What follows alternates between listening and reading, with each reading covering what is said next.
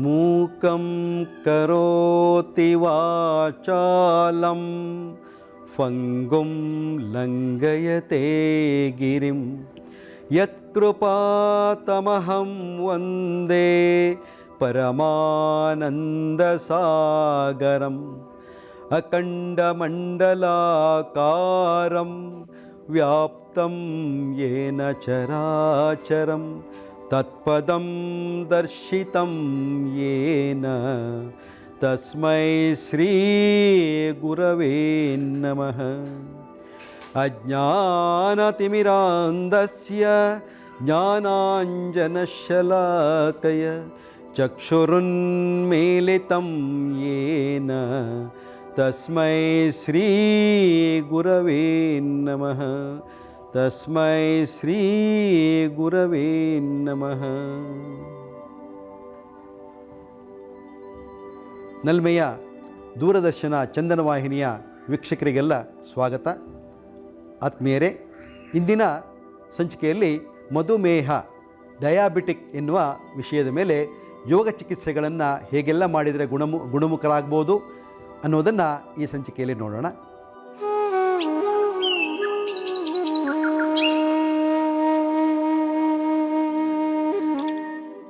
ಸಾಮಾನ್ಯವಾಗಿ ಕೆಲವೊಂದು ಅಭ್ಯಾಸಗಳನ್ನು ನಾವು ಎರಡೂ ಬದಿಯಲ್ಲಿ ಮಾಡಬೇಕಾಗತ್ತೆ. ಬಲಬದಿಯಲ್ಲಿ ಮಾಡಿದ ಅಭ್ಯಾಸವನ್ನು ಮತ್ತು ಎಡಬದಿಯಲ್ಲೂ ಮಾಡಬೇಕಾಗತ್ತೆ. ಎಡಬದಿಯಲ್ಲಿ ಮಾಡಿದ ಅಭ್ಯಾಸವನ್ನು ಬಲಬದಿಯಲ್ಲೂ ಮಾಡಬೇಕಾಗತ್ತೆ. ಹೀಗೆ ಒಂದೇ ಕಡೆ ಮಾಡಬಾರ್ದು, ಎರಡೂ ಕಡೆ ಅಭ್ಯಾಸವನ್ನು ಮಾಡಬೇಕು. ಅದನ್ನು ನಾವು ಅನುಸರಿಸಬೇಕು ಎಲ್ಲ ಆಸನಗಳಲ್ಲಿಯೂ ಕೂಡ. ಎರಡನೇ ಹಂತ ನೋಡೋಣ. ನಿಧಾನವಾಗಿ ಹಾಗೆ ಕೂತ್ಕೊಳ್ಳಿ. ಈಗ ಉಸಿರು ತಗೊಳ್ತಾ ಬಲಗೈಯನ್ನು ಮೇಲೆ ಕೆತ್ಕೊಳ್ಳಿ. ಉಸಿರು ಬಿಡ್ತಾ ಮುಂದಕ್ಕೆ ಬಾಗಿ ಈ ಬಲ ತೋಳನ್ನು ಎಡಗಾಲಿನ ತೊಡೆಯ ಭಾಗಕ್ಕೆ ತಾಗಿಸ್ಕೊಳ್ಳಿ. ಚೇರಿನ ಹಿಂಬದಿಯ ಭಾಗವನ್ನು ಕಾಲನ್ನು ಹಿಡ್ಕೊಳ್ಳಿ. ನಿಮ್ಮ ಚೇರಿನ ಹಿಂಬದಿಯ ಕಾಲನ್ನು ಹಿಡ್ಕೊಳ್ಳಿ. ಈಗ ನಿಮ್ಮ ಎಡಗೈಯನ್ನು ಚೇರಿನ ಮೇಲೆ ಇರುವ ಅಡ್ಡ ರಾಡನ್ನು ಹಿಡ್ಕೊಳ್ಳಿ. ಅದನ್ನು ನಡು ಭಾಗದಲ್ಲಿ ಹಿಡ್ಕೊಳ್ಳಿ. ಈಗ ಒಮ್ಮೆ ಉಸಿರು ತಗೊಳ್ಳಿ. ಉಸಿರು ಬಿಡ್ತಾ ಸೊಂಟದ ಮೂಲವನ್ನು ಮೇಲೆ ಕೆಳೆಯಿರಿ. ಎದೆಯನ್ನು ಮುಂದಕ್ಕೆ ಪುಷ್ ಮಾಡಿ. ಹಾಗೆ ಎಡಭುಜವನ್ನು ಹಿಂದಕ್ಕೆ ತಳ್ಳಿ. ಈ ಸ್ಥಿತಿಯಲ್ಲಿ ಇನ್ನಷ್ಟು ತೀವ್ರಗೊಂಡಂಥ ಒಂದು ಟ್ವಿಸ್ಟಿಂಗ್ ನೋಡಿ. ಮೊದಲಿದ್ದಕ್ಕಿಂತಲೂ ಇನ್ನಷ್ಟು ತೀವ್ರತೆಯಿಂದ ನಮ್ಮ ಸೊಂಟದ ಭಾಗ ಟ್ವಿಸ್ಟ್ ಆಗಿದೆ. ಅಂದರೆ ನಮ್ಮ ಸೊಂಟದ ಭಾಗ ಹೇಗಿದೆ ಅಂದರೆ, ಈಗ ವಾಷಿಂಗ್ ಮಿಷಿನ್ನಲ್ಲಿ ಬಟ್ಟೆ ಹಾಕಿದಾಗ ಬಟ್ಟೆ ಹೇಗೆ ಹಿಂಡ್ತದೆ ನೋಡಿ, ಹಾಗೆ ಈ ನಮ್ಮ ಹೊಟ್ಟೆಯ ಮತ್ತು ಸೊಂಟದ ಭಾಗ ಇದೆ. ಇಲ್ಲಿ ಸಹಜವಾದ ಉಸಿರಾಟವನ್ನು ಮಾಡಿ, ದೀರ್ಘವಾದ ಉಸಿರಾಟವನ್ನು ಮಾಡಿ ನಿಮ್ಮ ಸೊಂಟದ ಭಾಗಕ್ಕೂ ಹೊಟ್ಟೆಯ ಭಾಗಕ್ಕೂ ಮತ್ತು ಈ ನೋಡಿ ಶೋಲ್ಡರ್ ಬ್ಲೇಡ್ ಮತ್ತು ಕ್ಲಾವಿಕ್ಯುಲರ್ ಬೋನ್, ಫ್ರೋಜನ್ ಶೋಲ್ಡರ್ ಇವೆಲ್ಲ ಮತ್ತು ಸರ್ವೈಕಲ್ ರೀಜನ್ ಇವೆಲ್ಲವಕ್ಕೂ ಅತ್ಯಂತ ವಿಶ್ರಾಂತಿ ಸಿಗ್ತದೆ. ಸಹಜವಾದ ಉಸಿರಾಟ ಆಗುತ್ತೆ. ಮತ್ತು ಮುಖ್ಯವಾಗಿ ಹೊಟ್ಟೆಯ ಸುತ್ತಲಿರುವ ಕೊಬ್ಬಿನ ಭಾಗ, ಒಬೆಸಿಟಿ ಇದ್ದವರು ಈ ಅಭ್ಯಾಸ ಮಾಡಿದರೆ ತುಂಬ ಉಪಯೋಗವನ್ನು ಪಡಿಬೋದು. ಮತ್ತು ಡಯಾಬಿಟಿಕ್ ಇದ್ದವರಿಗಂತೂ ಇದು ರಾಮಬಾಣ. ಇವೆಲ್ಲ ಅಭ್ಯಾಸಗಳು. ಇಲ್ಲಿ ಸಹಜವಾದ ಉಸಿರಾಟ. ಉಸಿರು ತಗೊಳ್ತಾ ವಾಪಸ್ ಬನ್ನಿ. ಇನ್ನೊಂದು ಬದಿಗೆ ಹೋಗಿ, ಬಲಬದಿಗೆ ಹೋಗಿ. ಮತ್ತೆ ಪುನಃ ನಿಮ್ಮ ಕಾಲುಗಳನ್ನು ಇಟ್ಟಿಗೆ ಮೇಲಿಡಿ. ಸೊಂಟದ ಮೂಲವನ್ನು ಮೇಲಕ್ಕೆತ್ಕೊಳ್ಳಿ, ಎದೆ ಎತ್ಕೊಳ್ಳಿ. ಎರಡೂ ಕೈಗಳಿಂದ ನಿಧಾನವಾಗಿ ಉಸಿರು ತಗೊಳ್ತಾ ನಿಮ್ಮ ಬಲಗೈಯನ್ನು ಮೇಲಕ್ಕೆತ್ಕೊಳ್ಳಿ. ಉಸಿರು ಬಿಡ್ತಾ ಮುಂದಕ್ಕೆ ಹೋಗಿ. ಹಾಗೆ ನಿಮ್ಮ ಬಲಗೈ ತೋಳನ್ನು ಎಡಗಾಲಿನ ತೊಡೆಗೆ ತಾಗಿಸ್ಕೊಳ್ಳಿ. ಚೇರಿನ ಹಿಂಬದಿಯಲ್ಲಿ ಹಿಡ್ಕೊಳ್ಳಿ. ಬಲಗೈಯನ್ನು ಚೇರಿನ ಅಡ್ಡರಾಡಿ ಹಿಡ್ಕೊಳ್ಳಿ. ಇದನ್ನು ಇನ್ನೊಂದು ಬದಿಯಲ್ಲಿ ಮಾಡುವ ಅಭ್ಯಾಸ ಎರಡನೇ ಹಂತ. ಈಗ ನೋಡಿ, ಎಡಭುಜವನ್ನು ಹಿಂದಕ್ಕೆ ತಳ್ಳಿ, ಬಲಭುಜವನ್ನು ಮುಂದಕ್ಕೆ ತಳ್ಳಿ. ಆಗ ಈ ಸೊಂಟದ ಭಾಗದಲ್ಲಿ ಆಗುವ ಎಳೆತವನ್ನು ಗಮನಿಸಿ. ಆ ಟ್ವಿಸ್ಟಿಂಗ್ ತುಂಬ ಚೆನ್ನಾಗಿ ಬರಬೇಕು. ಮತ್ತು ಈ ಸ್ಥಿತಿಯಲ್ಲಿ ಎದೆಯನ್ನು ವಿಶಾಲಗೊಳಿಸಬೇಕು. ಹಾಗೆ ಆರಾಮವಾದ ಉಸಿರಾಟವನ್ನು ಮಾಡಬೇಕು. ನಿಧಾನ ಉಸಿರು ತಗೋಬೇಕು, ನಿಧಾನ ಉಸಿರು ಬಿಡಬೇಕು. ಈ ದೀರ್ಘತರವಾದ ಉಸಿರಾಟವನ್ನು ನಾವು ಅಭ್ಯಾಸ ಮಾಡಿದಾಗ ಏನಾಗುತ್ತೆ, ಹೊಟ್ಟೆಯ ಭಾಗದ ಎಲ್ಲ ಅಂಗಾಂಗಗಳು ತುಂಬ ಚೆನ್ನಾಗಿ ಆ್ಯಕ್ಟಿವೇಟ್ ಆಗ್ತವೆ. ಇದು ನಮಗೆ ಮೇದೋಜೀರಕಾಂಗವನ್ನು ಸ್ಟಿಮ್ಯುಲೇಟ್ ಮಾಡಲಿಕ್ಕೆ, ಅದನ್ನು ಆ್ಯಕ್ಟಿವೇಟ್ ಮಾಡಲಿಕ್ಕೆ ಈ ಅಭ್ಯಾಸಗಳು ತುಂಬ ಸಹಾಯ ಮಾಡುತ್ತೆ. ಉಸಿರು ತಗೊಳ್ತಾ ಮೇಲೆ ಬನ್ನಿ. ಮುಂದಿನ ಹಂತದ ಅಭ್ಯಾಸ ನೋಡೋಣ. ಮತ್ತು ತಿರುಕೊಳ್ಳಿ ಪಕ್ಕಕ್ಕೆ, ಎಡಗಡೆ ಬನ್ನಿ.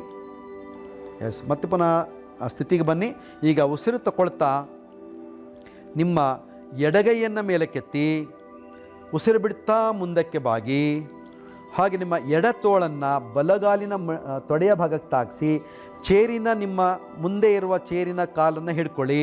ಎಸ್, ಈಗ ಬಲಗೈಯನ್ನು ಹಿಂದಕ್ಕೆ ಕೊಡಿ, ಚೇರಿನ ಅಡ್ಡರಾಡನ್ನು ಹಿಡ್ಕೊಳ್ಳಿ. ನೋಡಿ, ಒಂದೊಂದೇ ಹಂತಗಳು ನಮ್ಮ ಸೊಂಟದ ಮೂಲವನ್ನು ಅಥವಾ ಈ ಹೊಟ್ಟೆಯ ಮೂಲವನ್ನು ಎಷ್ಟು ತಿರುಚಲ್ಪಡುತ್ತೆ. ಬರ್ತಾ ಬರ್ತಾ ಒಂದೊಂದು ಅಭ್ಯಾಸ ಇನ್ನೊಂದು ಅಭ್ಯಾಸಕ್ಕೆ ಹೋಗ್ತಾ ನಮ್ಮಲ್ಲಿ ಅದು ಹೆಚ್ಚು ತಿರುಚುವಿಕೆಯನ್ನು ಉಂಟು ಮಾಡಿಕೊಳ್ಳುತ್ತೆ. ನೋಡಿ, ಈಗ ನಮ್ಮ ಎದೆಯ ಭಾಗವನ್ನು ವಿಶಾಲಗೊಳಿಸಬೇಕು. ಈ ಬಲಭುಜವನ್ನು ಹಿಂದಕ್ಕೆ ತಳ್ಳಿ ಎದೆಯನ್ನು ಮೇಲಕ್ಕೆತ್ತಿ ಈ ಸೊಂಟದ ಮೂಲವನ್ನು ಹಿಗ್ಗಿಸುವಿಕೆಯ ಕ್ರಮವನ್ನು ಇಲ್ಲಿ ಮಾಡಬೇಕು. ನಂತರ ಸಹಜವಾದ ಉಸಿರಾಟದೊಂದಿಗೆ ನೋಡಿ, ಈ ಮೊಣಕೈಯನ್ನು ಮೇಲಕ್ಕೆತ್ತುವುದರಿಂದ ನಮ್ಮ ಭುಜ ಮತ್ತು ಎದೆಯ ಭಾಗದಲ್ಲಿ ಒಂದು ವಿಶಾಲತೆ ಉಂಟಾಗತ್ತೆ. ಆ ವಿಶಾಲತೆಯನ್ನು ಇಲ್ಲಿ ನಾವು ಕಂಡುಕೊಳ್ಬೇಕು ಮತ್ತು ದೀರ್ಘವಾದ ಉಸಿರಾಟವನ್ನು ಮಾಡಬೇಕು. ಉಸಿರು ತಗೊಳ್ತಾ ವಾಪಸ್ ಬನ್ನಿ. ಹಾಗೆ ಇನ್ನೊಂದು ಬದಿಗೆ ಮಾಡೋಣ. ಎಸ್, ಈಗ ಸ್ಥಿತಿಗೆ ಬನ್ನಿ. ಉಸಿರು ತಗೊಳ್ತಾ ಬಲಗೈಯನ್ನು ಮೇಲಕ್ಕೆತ್ತೋಣ. ಉಸಿರು ಬಿಡ್ತಾ ಮುಂದಕ್ಕೆ ಬಾಗೋಣ. ಮೊದಲು ಹೊಟ್ಟೆಯನ್ನು ನಮ್ಮ ಕಾಲಿನ ಭಾಗಕ್ಕೆ ತಾಗಿಸ್ಕೊಳ್ಳೋಣ. ಈಗ ನಮ್ಮ ಬಲಗೈ ತೋಳನ್ನು ಎಡಗಾಲಿನ ತೊಡೆಗೆ ತಾಗಿಸ್ಕೊಳ್ಳೋಣ. ಹಾಗೆ ಮುಂದ್ಗಡೆ ಇರೋ ಕಾಲಿನ ಚೇರನ್ನು ಹಿಡ್ಕೊಳ್ಳೋಣ, ಕೈಯನ್ನು ಕೆಳಗೆ ಬಿಟ್ಟು. ಹಾಗೆ ನಿಮ್ಮ ಎಡಗೈಯನ್ನು ಹಿಂದಕ್ಕೆ ಕೊಟ್ಟು ಅಡ್ಡರಾಡನ್ನು ಹಿಡ್ಕೊಳ್ಳೋಣ.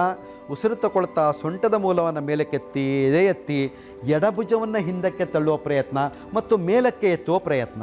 ಎಸ್, ಈಗ ನೋಡಿ, ಈ ರೀತಿಯಾಗಿ ಇದನ್ನು ಲಿಫ್ಟ್ ಮಾಡಿದಾಗ ನಮ್ಮ ಸೊಂಟದ ಭಾಗದ ಪರಿವರ್ತನೆ, ಹೊಟ್ಟೆಯ ಭಾಗದ ಒಂದು ಆ್ಯಕ್ಟಿವೇಶನ್ ಎಷ್ಟು ಚೆನ್ನಾಗಾಗ್ತದೆ. ತುಂಬ ಸರಳವಾದ ಕುರ್ಚಿ ಮೇಲೆ ಕೂತು ಆರಾಮದಾಯಕವಾಗಿ ಮಾಡುವಂಥ ಅಭ್ಯಾಸಗಳು, ನಮ್ಮ ಡಯಾಬಿಟಿಕ್ಕನ್ನು ಕಂಟ್ರೋಲ್ ಮಾಡುವಂಥ ಅಭ್ಯಾಸಗಳು. ಸಹಜವಾದ ಉಸಿರಾಟವಿರಲಿ. ದೀರ್ಘ ಉಸಿರಾಟದೊಂದಿಗೆ 1 ನಿಮಿಷಗಳ ಕಾಲ ಇಲ್ಲಿದ್ದರೆ ತುಂಬ ಉಪಯೋಗವನ್ನು ನಾವು ಇದರಲ್ಲಿ ಪಡಿಬೋದು. ಹಾಗೆ ಉಸಿರು ತಗೊಳ್ತಾ ವಾಪಸ್ ಬನ್ನಿ. ಶರೀರವನ್ನು ಸಡಿಲ ಮಾಡ್ಕೊಳ್ಳಿ. ಮತ್ತು ಮುಂದಿನ ಅಭ್ಯಾಸವನ್ನು ನೋಡೋಣ. ಕುರ್ಚಿಯ ಮುಂದೆ ಕೂತ್ಕೊಳ್ಳಿ. ಈಗ ನಿಧಾನವಾಗಿ ಪಕ್ಕಕ್ಕೆ ಬನ್ನಿ, ಎಡಪಕ್ಕಕ್ಕೆ ಬನ್ನಿ. ಎಸ್, ಈಗ ಬಲಗೈಯನ್ನು ಸೊಂಟದ ಮೂಲವನ್ನು ತಿರುಗಿಸ್ತಾ ಬಲಗೈಯನ್ನು ನೆಲದಲ್ಲಿಡಿ. ಹಾಗೆ ಎಡಗೈಯನ್ನು ಕೂಡ ನೆಲದಲ್ಲಿಡಿ. ಭುಜದ ಸಮಾನಾಂತರವಾಗಿ ಕೈಗಳನ್ನು ನೆಲದಲ್ಲಿಡಿ. ಈಗ ಉಸಿರು ತಗೊಳ್ತಾ ಪಕ್ಕದಲ್ಲಿರುವ ಕಾಲುಗಳನ್ನು ಜೋಡಿಸಿ ನೆಲದಿಂದ ಮೇಲೆ ಲಿಫ್ಟ್ ಮಾಡಿ. Very good. ನೋಡಿ, ಈಗ ಎಷ್ಟು ಚೆಂದವಾಗಿದೆ ನಮ್ಮ ಶರೀರದ ಸೊಂಟದ ಭಾಗ ಮತ್ತು ಎದೆಯ ಭಾಗ, ಹೊಟ್ಟೆಯ ಭಾಗ. ಈ ರೀತಿಯಲ್ಲಿ ಸಹಜವಾದ ಉಸಿರಾಟವನ್ನು ಮಾಡಿ. ಇವೆಲ್ಲವೂ ನಮ್ಮ ಹೊಟ್ಟೆಯ ಒಂದು ಮೇಧೋಜೀರಕಾಂಗಕ್ಕೆ, ಅದು ಹೊಕ್ಕಳ ಬಳ್ಳಿಗೆ ಕೊಡುವಂಥ ವಿಶೇಷವಾದ ಅಭ್ಯಾಸ. ಸಹಜವಾದ ಉಸಿರಾಟವನ್ನು ಮಾಡಿ. ಇಲ್ಲಿ ಮೊಣಕೈಯನ್ನು ನೇರ ಮಾಡಬೇಕು, ಭುಜಗಳನ್ನು ಮೇಲೆ ಕೆಳಿತಾ ಇರಬೇಕು. ಸಹಜವಾದ ಉಸಿರಾಟವನ್ನು ಮಾಡಬೇಕು. ನಿಮ್ಮ ದೃಷ್ಟಿ ಮುಮ್ಮುಖವಾಗಿರಬೇಕು. ಸಹಜವಾದ ಉಸಿರಾಟವಿರಲಿ. ಇದಿಷ್ಟು ಕುರ್ಚಿಯ ಮೂಲಕ ನಾವು ಅಭ್ಯಾಸವನ್ನು, ಇದಿಷ್ಟು ಕುರ್ಚಿಯ ಸಹಾಯದಿಂದ ಮಾಡುವ ಅಭ್ಯಾಸಗಳು. ವೀಕ್ಷಕರೇ, ಇದಕ್ಕೂ ಮೊದಲು ಕೆಲವು ಕುರ್ಚಿಯ ಸಹಾಯದಿಂದ ಮಾಡುವಂಥ ಅಭ್ಯಾಸಗಳನ್ನು ನೋಡಿದ್ದೀರಿ. ಈ ಎಲ್ಲ ಅಭ್ಯಾಸಗಳಾದ ಮೇಲೆ ನಮ್ಮ ಶರೀರಕ್ಕೆ ಮತ್ತು ಬೆನ್ನಿನ ಭಾಗಕ್ಕೆ ಮತ್ತು ತಲೆಯ ಭಾಗಕ್ಕೆ ವಿಶೇಷವಾದ ವಿಶ್ರಾಂತಿಯನ್ನು ಕೊಡಬೇಕಾಗತ್ತೆ. ಆ ವಿಶ್ರಾಂತಿಯನ್ನು ಕೊಡುವುದರ ಮೂಲಕ ಅಲ್ಲಿರುವ ಎಲ್ಲ ಒತ್ತಡವನ್ನು ನಾವು ಕಡಿಮೆ ಮಾಡಿಕೊಳ್ಬೇಕು. ಹಾಗಾಗಿ ನಾವು ಈಗ ಉತ್ತಾನಾಸನ ಎನ್ನುವ ಅಭ್ಯಾಸವನ್ನು ಮಾಡ್ತಾ ಇದ್ದೇವೆ. ಅದನ್ನು ಕೂಡ ಕುರ್ಚಿಯ ಮೂಲಕ ಮಾಡುವಂಥದ್ದು ಹೇಗೆ ನೋಡೋಣ. ಕುರ್ಚಿಯ ಹಿಂಬದಿಗೆ ಹೋಗಿ ನಿಂತ್ಕೊಳ್ಳೋಣ. ಕುರ್ಚಿಯ ಮೇಲ್ಭಾಗದಲ್ಲಿ ಒಂದು ಕಂಫರ್ಟ್ ಝೋನಿಗೆ, ಅಂದರೆ ಹೊಟ್ಟೆಯ ಭಾಗಕ್ಕೆ ಯಾವುದೇ ಒತ್ತಡ ಆಗಬಾರ್ದು ಅನ್ನೋದಕ್ಕೋಸ್ಕರ ಒಂದು ಬಟ್ಟೆಯನ್ನು ಹಾಕಿಟ್ಟಿದ್ದೀವಿ, ಒಂದು ಬ್ಲಾಂಕೆಟನ್ನು ಹಾಕಿದ್ದೀವಿ. ಅದನ್ನು ಒತ್ತುಕೊಂಡು ಅದನ್ನು ತಾಗಿಸಿಕೊಂಡು ನಾವು ಚೇರಿಗೆ ಎರಡೂ ಕಾಲನ್ನು ತಾಗಿಸಿಕೊಂಡೇ ನಿಂತ್ಕೊಳ್ಳೋಣ. ಉಸಿರು ತಗೊಳ್ತಾ ಎರಡೂ ಕೈಗಳನ್ನು ಮೇಲಕ್ಕೆತ್ತೋಣ. ಉಸಿರು ಬಿಡ್ತಾ ಹಾಗೇ ಮುಂದಕ್ಕೆ ಬಾಗೋಣ. ಆ ಕೈಗಳನ್ನು ನಿಧಾನವಾಗಿ ಕೆಳಗಿಳಿಸಿ ಚೇರಿನ ಮುಂದುಗಡೆ ಇರೋ ಕಾಲನ್ನು ಹಿಡ್ಕೊಳ್ಳೋಣ. ಹಾಗೆ ಉಸಿರು ಬಿಡ್ತಾ ನಮ್ಮ ನಡುನೆತ್ತಿಯನ್ನು, ಟೆಂಪಲ್ ಆಫ್ ದ ಹೆಡ್ಡನ್ನು ಆ ಚೇರಿನ ಪ್ಲೇಟಿನ ಮೇಲೆ ಬಿಡೋಣ. ಈ ರೀತಿ ನಾವು ಮುಂದಕ್ಕೆ ಬಾಗಿ ತಲೆಯ ಭಾರವನ್ನೆಲ್ಲ ಆ ಚೇರಿನ ಪ್ಲೇಟ್ ಮೇಲೆ ಬಿಟ್ಟಾಗ ನಮ್ಮ ತಲೆಯ ಭಾರ ಎಲ್ಲ ಕಡಿಮೆ ಆಗತ್ತೆ. ಮತ್ತು ಇಲ್ಲಿ ಒಂದು ಕುಷನ್ ಎಫೆಕ್ಟ್ ಕೊಟ್ಟಿದ್ದೀವಿ. ಮತ್ತು ಈ ಹೊಟ್ಟೆಯ ಭಾಗವನ್ನು ಮುಂದಕ್ಕೆ ಬಾಗಿಸಲ್ಪಟ್ಟಿದೆ. ಈಗ ಈ ಹೊಟ್ಟೆಯ ಭಾಗಕ್ಕೆ ನಾವು ಒಂದು ಆರಾಮವಾದ ಒಂದು ಮಸಾಜನ್ನು ಕೊಡ್ತೇವೆ ಈ ರೀತಿ. ಮತ್ತು ಬೆನ್ನಿನ ಭಾಗವು ಈ ರೀತಿ ಮುಂದಕ್ಕೆ ಬಾಗೋದ್ರಿಂದ ಇಲ್ಲೂ ಕೂಡ ಮಸಾಜ್ ಆಗುತ್ತೆ. ಮಸಾಜ್ ಆಗಿ ಅಲ್ಲಿರೋ ಒತ್ತಡ ಎಲ್ಲ ಕಡಿಮೆ ಆಗುತ್ತೆ. ಮತ್ತು ಮುಖ್ಯವಾಗಿ ನಮ್ಮ ತಲೆಯ ಭಾಗವನ್ನು ಮೇಲ್ಗಡೆಯಿಂದ ಕೆಳಗೆ ತಂದದ್ರಿಂದ ಇಲ್ಲಿ ರಕ್ತ ಸರಬರಾಜಿನ ವ್ಯವಸ್ಥೆ ಚೆನ್ನಾಗಾಗಿ ಅಲ್ಲಿರುವ ಒತ್ತಡಗಳೆಲ್ಲ ಕಡಿಮೆ ಆಗುತ್ತೆ, ಆರಾಮ ಅನಿಸುತ್ತೆ. ಇದನ್ನು ಒಂದು 2 ನಿಮಿಷ 3 ನಿಮಿಷ ಅಥವಾ 5 ನಿಮಿಷ ಇದೇ ಸ್ಥಿತಿಯಲ್ಲಿ ಇರ್ಬೋದು. ಆರಾಮ ಅನಿಸಿದ ಮೇಲೆ ನಿಧಾನವಾಗಿ ಮೇಲಕ್ಕೆ ಬಂದು ಮುಂದಿನ ಹಂತಕ್ಕೆ ಹೋಗ್ಬೋದು. ಅಂದರೆ ಕುರ್ಚಿಯ ಅಭ್ಯಾಸಗಳನ್ನು ಮಾಡಿದಾಗ, ತಿರುಚುವಿಕೆ ಅಭ್ಯಾಸ ಮಾಡಿದ ತಕ್ಷಣ ಈ ಒಂದು ಅಭ್ಯಾಸವನ್ನು ಮಾಡಿದಾಗ ನಮಗೆ ವಿಶ್ರಾಂತಿ ಸಿಗ್ತದೆ. ನಿಧಾನವಾಗಿ ಉಸಿರು ತಗೊಳ್ತಾ ಮೇಲಕ್ಕೆ ಬನ್ನಿ.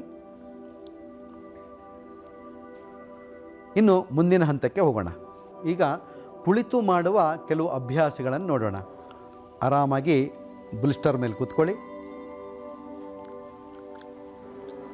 ಪೃಷ್ಠದ ಭಾಗವನ್ನು ಆ ಬುಲ್ಸ್ಟರ್ ಮೇಲಿಟ್ಟು ಉಳಿದ ಕಾಲಿನ ಭಾಗವನ್ನು ಮುಂದಕ್ಕೆ ಇಟ್ಕೊಂಡು ಹಿಮ್ಮಡಿಯನ್ನು ನೆಲಕ್ಕೆ ಇಟ್ಕೊಂಡು ಕೂತ್ಕೊಳ್ಳೋಣ. ಇಲ್ಲಿ ಒಂದೊಂದಾಗಿ ಅಭ್ಯಾಸವನ್ನು ನೋಡ್ತಾ ಬರೋಣ. ಮೊದಲನೇ ಅಭ್ಯಾಸ ಭಾರದ್ವಾಜಾಸನ.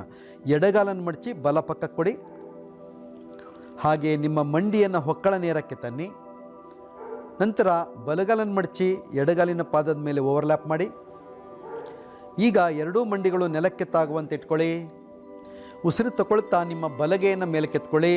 ಹಾಗೆ ಉಸಿರು ಬಿಡ್ತಾ ಬಲಗೆಯನ್ನು ಕೆಳಗಿಳಿಸಿ ನಿಮ್ಮ ಎಡತೊಡೆಯ ಭಾಗವನ್ನು ಹಿಡ್ಕೊಳ್ಳಿ ಬಲಗೈಯಿಂದ. ಹಾಗೆ ಉಸಿರು ತಗೊಳ್ತಾ ಎಡಗೈಯನ್ನು ಮೇಲೆ ಕೆತ್ಕೊಳ್ಳಿ.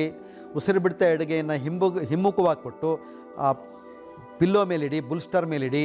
5 ಬೆರಗಳನ್ನು ಅಗಲ ಮಾಡ್ಕೊಳ್ಳಿ ಮತ್ತು ಮೊಣಕೈಯನ್ನು ನೇರವಾಗಿಡಿ. ಉಸಿರು ತಗೊಳ್ತಾ ಮತ್ತೊಮ್ಮೆ ಸೊಂಟದ ಮೂಲವನ್ನು ಮೇಲೆ ಕೆತ್ಕೊಳ್ಳಿ. ಎದೆಯ ಭಾಗವನ್ನು ವಿಶಾಲ ಇಟ್ಕೊಳ್ಳಿ. ಈಗ ಉಸಿರು ಬಿಡ್ತಾ ಸೊಂಟದ ಮೂಲವನ್ನು ನಿಮ್ಮ ಎಡಪಾರ್ಶ್ವಕ್ಕೆ ತಿರುಗಿಸಿ ಎಡಭುಜವನ್ನು ನೋಡ್ತಾ ಸಹಜವಾದ ಉಸಿರಾಟವನ್ನು ಮಾಡಿ.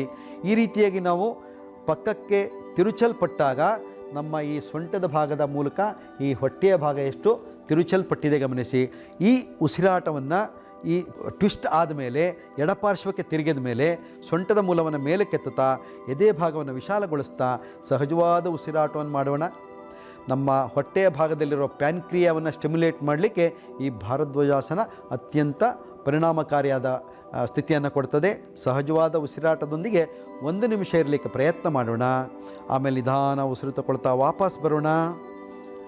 ಉಸಿರು ಬಿಡ್ತಾ ಒಂದೊಂದೇ ಕಾಲನ್ನು ಮುಂದಕ್ಕೆ ಚಾಚಿಕೊಳ್ಳೋಣ. ನೋಡಿದ್ರಲ್ಲ ವೀಕ್ಷಕರೇ, ಈ ಸಂಚಿಕೆಯಲ್ಲಿ ಮಧುಮೇಹ ನಿಯಂತ್ರಣವನ್ನು ಯೋಗ ಚಿಕಿತ್ಸೆಯ ಮೂಲಕ ಹೇಗೆ ಮಾಡಿಕೊಳ್ಳಬಹುದು ಅನ್ನೋದನ್ನು ಹಲವಾರು ಅಭ್ಯಾಸಗಳನ್ನು ನೋಡಿದ್ದೀರಿ. ಮುಂದಿನ ಸಂಚಿಕೆಯಲ್ಲಿ ಇನ್ನಷ್ಟು ವಿಷಯಗಳೊಂದಿಗೆ ಮಧುಮೇಹ ನಿಯಂತ್ರಣವನ್ನು ಮಾಡಲಿಕ್ಕೆ ಯಾವ್ಯಾವ ಅಭ್ಯಾಸಗಳನ್ನು ಮಾಡ್ಬೋದು ಅನ್ನೋದನ್ನು ನೋಡೋಣ. ನಮಸ್ಕಾರ, ಶುಭವಾಗಲಿ.